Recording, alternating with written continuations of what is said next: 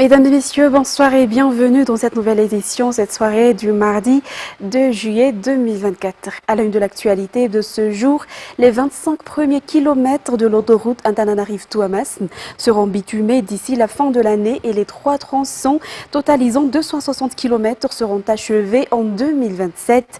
Cette autoroute doit être achevée lors de ce mandat, a déclaré aujourd'hui le président Andrzej Radzwil, venu constater l'avancée des travaux à Talatavulnouj. Reportage signé Judical Ranjenirin sous les images de Nzar Hanjiansu. La construction de l'autoroute avance comme il se doit. Une énorme réalisation constatée lors de la visite du président Andrzej Radzwil avec son épouse Mial Radzwil et de nombreux responsables gouvernementaux accompagnés par les habitants de Talatavulnouj et ses environs aujourd'hui. Les travaux avancent car depuis avril 2024, 31 km du premier tronçon reliant Antananarivo à Andzurbe, long de 80 km, ont été terrassés. Durant la période de définition du projet et de sa mise en œuvre, les travaux sont passés par plusieurs étapes. L'une d'elles consistait à détourner la route qui traverse les rizières et des sites protégés pour les intérêts des agriculteurs qui vivent notamment de la riziculture, ainsi que l'accélération de la mise en œuvre des travaux, d'après le ministre des Travaux publics. La longueur totale de cette autoroute est de 260 km. La première partie de 81 km reliera Antananarivo et Andzurbe. La deuxième, longue de 85 km, relie Andzurbe et Didi. Et le troisième va de Didi à Tuamasn. Une route qui aura un impact direct sur l'économie, car le trajet reliant Antananarivo à Tuamasn, qui prend actuellement 10 heures ou plus, sera réduit à seulement 2h30 une fois l'autoroute opérationnelle. La consommation de carburant sera ainsi réduite de 40% et le transport de marchandises sera également réduit à $400 par conteneur s'il est de $60 actuellement selon le président Andrzej Radzwil. La construction de cette autoroute est un rêve qui deviendra une réalité pour Madagascar, selon les propos du président des travaux de Samkrit, Cherif Sabri. Ce projet est un grand défi et d'ici la fin de cette année, les habitants en verront la première partie, souligne le numéro 1 Malagasy. L'achèvement de cette route sera une grande fierté pour Madagascar, a déclaré le président à Talatavulnouj aujourd'hui. Notre pays avance dans la réalisation du vision fixée, qui sont le développement et l'innovation, comme constaté à travers cette infrastructure. Les parlementaires nouvellement élus et les membres du gouvernement sont venus soutenir le président dans cette grande étape qui marquera l'histoire de l'île. En économie, le Bureau des normes de Madagascar joue un rôle crucial dans le développement économique du pays. Il assure la qualité, la sécurité et la compétitivité des produits malagasy face aux produits internationaux. Le BNM joue également un rôle important dans la concrétisation du second pilier du président de la République, Andrzej Radzwil, qui est la promotion de l'industrie. Reportage de Ruth, Christelle Rakoutoumalel et Yves Janel. Madagascar fait face à de nombreux défis complexes de la modernisation et de la globalisation. C'est dans ce contexte que le BNM, ou Bureau des normes de Madagascar, joue un rôle crucial. Cet organisme est un pilier essentiel pour assurer la qualité, la sécurité et la compétitivité des produits et services malgaches. L'une des missions premières du BNM est de veiller à ce que les produits fabriqués ou importés à Madagascar répondent à des standards de qualité élevés. Pour cela, le BNM établit des normes spécifiques pour différents secteurs industriels, allant de l'agroalimentaire aux produits pharmaceutiques et les biens de consommation courante. Ces normes visent à s'assurer que les produits sont sûrs, efficaces et fiables. Le BNM collabore étroitement avec le CIM, syndicat des industries de Madagascar. Il joue également un rôle protecteur en établissant des normes de sécurité pour les produits commercialisés.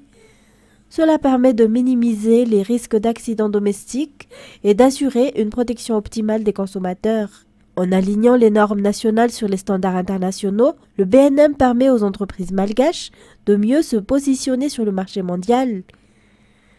Les certifications délivrées par le BNM servent de gage de qualité et de conformité, facilitant ainsi l'exportation des produits locaux et leur acceptation sur les marchés étrangers. Le Bureau des normes de Madagascar est bien plus qu'un simple organisme de réglementation. C'est un acteur clé du développement économique et social du pays. En assurant que les produits et services répondent à des standards élevés, le BNM protège les consommateurs, soutient les entreprises locales. Il contribue également à l'intégration de Madagascar dans l'économie mondiale et concrétise le second pilier du président Andrzej Radzwil, qui est la promotion de l'industrie. Et une coopération entre une université européenne et 5 universités malgaches pour la formation des universitaires dans le domaine de l'eau et de l'assainissement à travers le programme Défi Eau est en gestation actuellement. L'existence de ce programme permettra de se pencher de près sur les besoins du secteur privé et du monde économique autour de l'eau, de l'assainissement et de l'hygiène afin de pouvoir former des jeunes qui travailleront dans ce secteur. Et Braz Denilson. Le marché du travail dans le secteur de l'eau, de l'assainissement et de l'hygiène demeure vaste. Le nombre de techniciens et d'ingénieurs dans ce domaine est encore insuffisant, a déclaré le ministre de l'eau, de l'assainissement et de l'hygiène. L'effort à faire serait donc d'informer les jeunes qui viennent d'obtenir leur baccalauréat de l'existence de ce débouché. L'un des moyens d'y parvenir est le projet Défi Eau qui vise à élargir les formations liées aux métiers sur le secteur de l'eau, de l'assainissement et de l'hygiène. Le programme Défi Eau est financé par l'Union européenne à hauteur d'environ 839 000 € à travers Erasmus+, pour renforcer les compétences dans le domaine de l'enseignement supérieur malgache. Ce programme, qui devrait démarrer en 2026 et durera 36 mois, après les tests effectués depuis le mois de janvier de cette année, selon le coordinateur du projet Défi Eau, Michel Baudou. Le projet permettra d'établir une coopération entre les universités françaises européennes, dans les universités de Limoges et de La Réunion, les universités de Roumanie et l'université de Liège, Belgique, d'une part, et 5 universités de Madagascar, dont les universités d'Antananarivo et d'Antiranan, ainsi que les IST Antananarivo, Antiranan et Ambush, d'autre part. En santé, le CHU-SPA Annalakil, ex-Institut d'hygiène sociale, organise une journée porte ouverte dédiée aux soins de spécialité principalement destinés aux personnes vulnérables ce jeudi 4 juillet. L'objectif étant de garantir l'accès à des soins de qualité pour les personnes vulnérables et les sensibilisations sur les offres de soins disponibles et les comportements sains à adopter seront aussi au programme. Reportage de Rad Ramanazatouf et Félan Hakout. Des soins de spécialité seront octroyés aux personnes vulnérables, telles que les enfants, les mères et les personnes âgées, dans le cadre d'une journée porte ouverte effectuée par le CHU-SPA à Nalakeli, ex-Institut d'hygiène sociale, ce jeudi 4 juillet. L'objectif étant de garantir l'accès à des soins de qualité pour les personnes les plus vulnérables, tout en les sensibilisant sur les offres de soins disponibles et les comportements sains à adopter. Cette initiative s'inscrit dans le cadre de la mise en œuvre des 3 piliers de l'État, dans le développement humain et la priorisation des aspects sociaux selon les informations.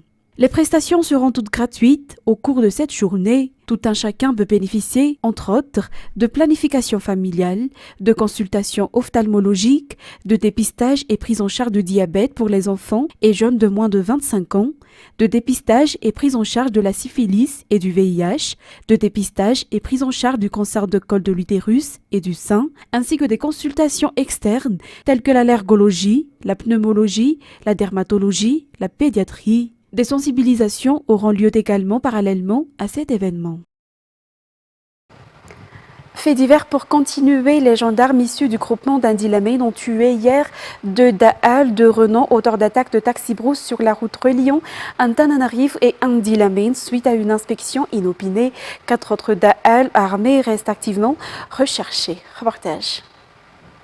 2 Da'al de renom qui semaient la terreur sur la route nationale reliant Antananarivo et Indilamane pour des attaques de taxi-brousse sont tombés sous les balles de la gendarmerie nationale du groupement d'Indilamane hier vers 1h du matin sur la route nationale numéro 32A reliant Vuichev et Befouz. Selon nos sources, ces bandits ont aussi participé à l'attaque du secrétaire du chef d'arrondissement de la commune rurale de Bemaintz, district Indilamane, au mois de février dernier, et depuis, les recherches de ces derniers ont débuté. Les gendarmes du groupement d'Indilamane ont intercepté ces Da'al suite à une inspection inopinée. 4 autres Da'al dangereux, munis d'armes, ont pris la fuite et sont activement recherchés actuellement, selon toujours les explications. Revenons dans la capitale, plus de 500 personnes âgées du premier arrondissement ont bénéficié aujourd'hui de l'aide sociale émanant de la commune urbaine d'Antananarive. Cela a été rendu possible grâce à la coopération avec l'ambassade de Chine, appui qui s'inscrit dans le cadre du renforcement de la coopération entre les deux parties. Reportage sur les images de Kevin Ravuniersan. Une attention particulière a été apportée aux personnes âgées vulnérables dans le premier arrondissement. La commune urbaine d'Antananarive, en collaboration avec la République populaire de Chine, à travers son ambassadeur à Madagascar, a distribué des aides à 520 personnes âgées dans cette circonscription, comme du riz, de l'huile, des couvertures et bien d'autres. L'événement se poursuivra dans les jours à venir dans les 6 arrondissements de la capitale. À noter que le 2e et le 4e arrondissement ont déjà reçu leur part et demain sera au tour du 6e arrondissement. Place maintenant aux actualités internationales. La Cour suprême américaine à majorité conservatrice a étendu lundi 1er juillet l'immunité pénale du président. Une victoire pour Donald Trump dont le procès fédéral est une nouvelle fois retardé, tandis que son adversaire Joe Biden a dénoncé un dangereux précédent. Reportage de France 24. Donald Trump n'a le droit à aucune immunité pour ses actes non officiels, mais il a le droit, au moins selon la Cour suprême, à une présomption d'immunité pour ses actes officiels. Autrement dit, c'est désormais le tribunal fédéral qui va devoir se prononcer sur ce qu'il considère comme officiel ou non dans la tentative d'inverser le résultat de l'élection présidentielle de 2020. Principale conséquence, le procès de l'ex-président est encore repoussé. Et Trump pourrait y échapper avant l'élection de novembre. Une décision inédite de la Cour suprême et inquiétante pour Joe Biden. C'est un principe fondamentalement nouveau et c'est un précédent dangereux, car le pouvoir de la fonction ne sera plus limité par la loi, même en incluant la Cour suprême des États-Unis. Les seules limites seront celles que le président s'imposera à lui-même.